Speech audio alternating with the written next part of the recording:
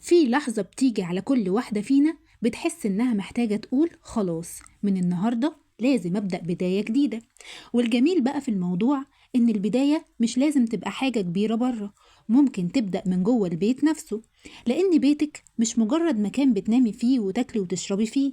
بيتك هو انعكاس لروحك وانعكاس كمان لسلامك النفسي ولطريقتك في التعامل مع نفسك ومع اللي حواليكي.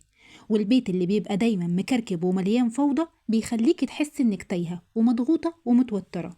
والعكس كمان صحيح، البيت المرتب والهادي بيديكي إحساس بالراحة والاطمئنان وبيساعدك إنك تنجزي وتنجحي وتتحملي ضغوطات وظروف الحياة بشكل أكبر. يا مساء الخير والسعادة وحسن الظن بالله عليكم يا أجمل إخوات في الدنيا، وحشتوني جدا جدا. النهاردة برحب بيكم من قناتي عيشيها صح وسلسلة بداية جديدة. النهاردة هنتكلم مع بعض عن إزاي نبدأ بداية جديدة مع بيوتنا، لأن بيوتنا هي سر سعادتنا وراحتنا، والعكس صحيح. كمان لما بتكون بيوتنا مليانة ضغط وتوتر ودوشة وكركبة وفوضى بتكون سبب من الأسباب في الضغط علينا وفي عدم إنجازنا وعدم تحقيق أهدافنا. وعلشان كده يلا هاتي المشروب بتاعك المفضل وتعالي اقعدي معايا نتكلم شوية ونشوف هنبدأ بداية جديدة مع بيتنا إزاي. ويلا لو أول مرة تشوفيني اشتركي في القناة وفعلي زر الجرس عشان يوصلك باقي الفيديوهات الجديدة، وشاركينا الرحلة في سلسلة بداية جديدة، وخلينا كلنا مع بعض نبدأ بداية جديدة في كل جانب من جوانب حياتنا. وقبل ما أبدأ الفيديو حابة أشكر كل حبايبي وإخواتي اللي بيشجعوني ويدعموني دايما بكلامهم الجميل.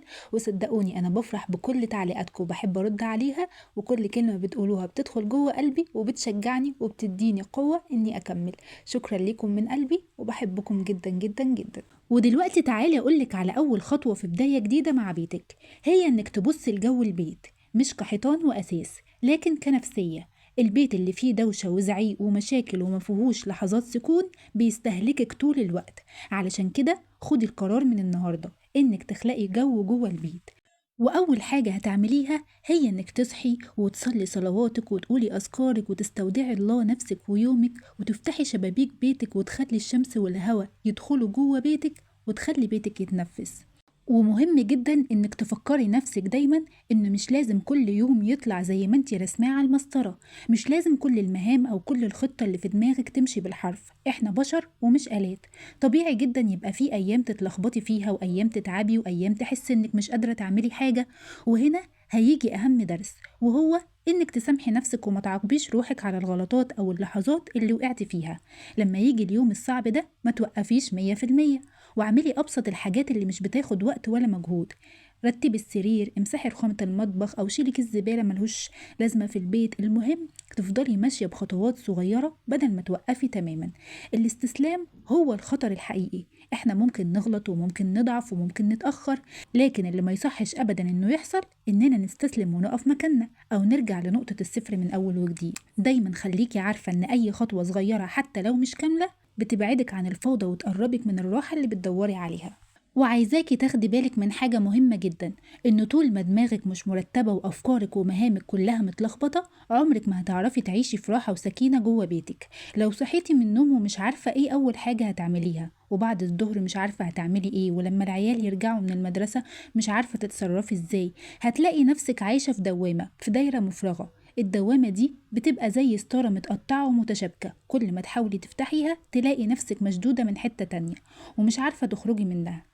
الحل بسيط، هو انك ترتبي اولوياتك وتكتبي مهامك من الصبح، حتى لو 3 أو 4 حاجات مهمين بس ترتبيهم بالوقت. زي مثلا انك الصبح هتعملي شغل البيت الاساسي، وبعد الظهر هتحضري الاكل وهتخصصي وقت هدوء تقعدي فيه مع نفسك، وبعد رجوع الاولاد من المدرسة هتقعدي معاهم وتتابعي دروسهم او تلعبي معاهم وتشوفي يومهم كان عامل ازاي.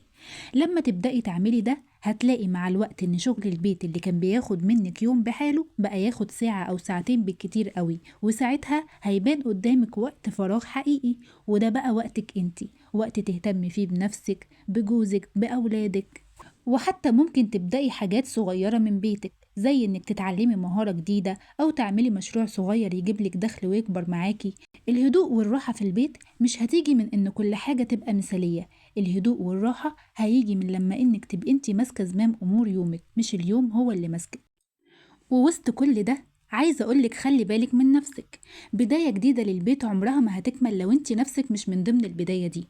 مش معنى انك بترتبي وبتنضفي وتطبخي انك تنسي نفسك وتسيبي شكلك ومظهرك، بالعكس البيت بياخد من نفسيتك. اهتمي بنفسك حتى في التفاصيل الصغيرة. قبل ما تدخلي المطبخ وتبدأي يومك وتشوفي وراكي ايه، ابدأي بداية حلوة مع نفسك.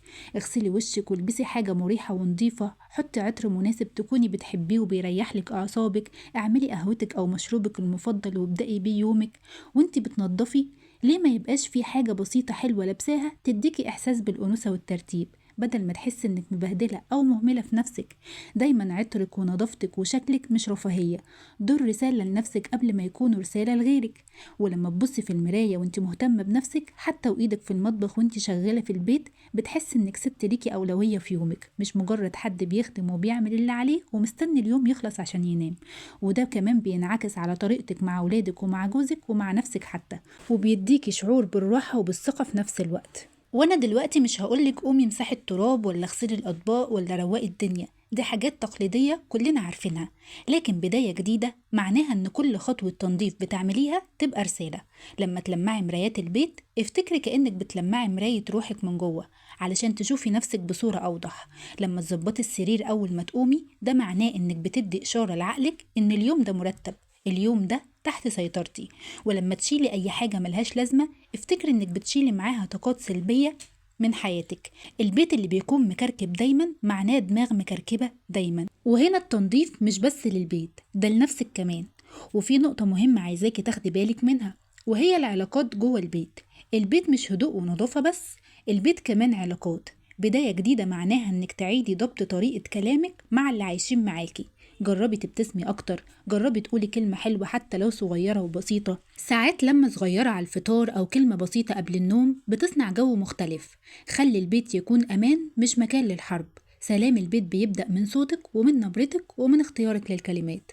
ودلوقتي هتسأليني سؤال مهم، طب ازاي اعمل ده وانا مضغوطة ومش قادرة؟ السر في انك تقسمي الحاجات لحاجات صغيرة. يعني مثلا أول 10 دقايق من يومك هتخصصيهم لترتيب السرير فورا بمجرد ما تقومي، زائد إنك تفتحي الشبابيك والبلكونات تهوي البيت. وبعد كده هتحددي نص ساعة في أي وقت لركن محدد، مثلا النهاردة الكنبة، بكرة المطبخ، بكرة درج معين في أوضة النوم، بعد الدولاب. كل يوم حاجة صغيرة تتشال، ورقة قديمة، علبة فاضية، كركبة ملهاش لازمة، كل ده هيقلل من الكركبة والفوضى عندك في البيت. وهتخصصي كمان روتين بالليل، زي مثلا غسلة مواعين بسيطة، لما سريعة للكركبة والحاجات اللي في الصالة. أنا بديكي كل دي أمثلة، لكن حياتك ويومك وبيتك وأركان بيتك انت أكتر واحدة على دراية بيها. فانت هتاخدي مني افكار وهتطبقيها على حسب نظام حياتك، عشان ما حدش يكتب لي يقولي اصلك اللي انت بتقوليه ده ما ينفعش، اللي انت بتقوليه ده مش مناسب ليا.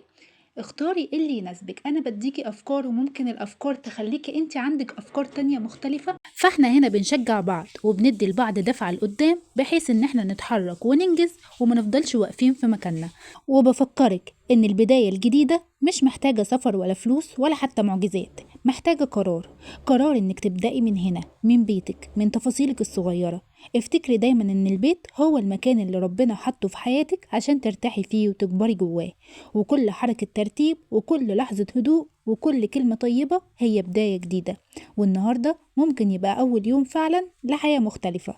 ودلوقتي أنا حابة أشكرك من قلبي إنك كملتي معايا لحد آخر الفيديو. شكرا على وقتك الغالي، وفعلا وجودك بيفرق معايا، ومبسوطة إننا بنبدأ الرحلة دي سوا. يا رب يكون الفيديو ده عجبكم، والأهم إنكم تكونوا لقيتوا فيه حتى لو جملة واحدة بس لمستكم أو فرقت معاكم في يومكم. أتمنى كمان تشاركوني آرائكم في التعليقات وتتفاعلوا معايا، لأن تفاعلكم بيفرحني جدا جدا جدا وبيخليني استمر وأديكم أحسن ما عندي. أستودعكم عناية الله، والسلام عليكم ورحمة الله وبركاته.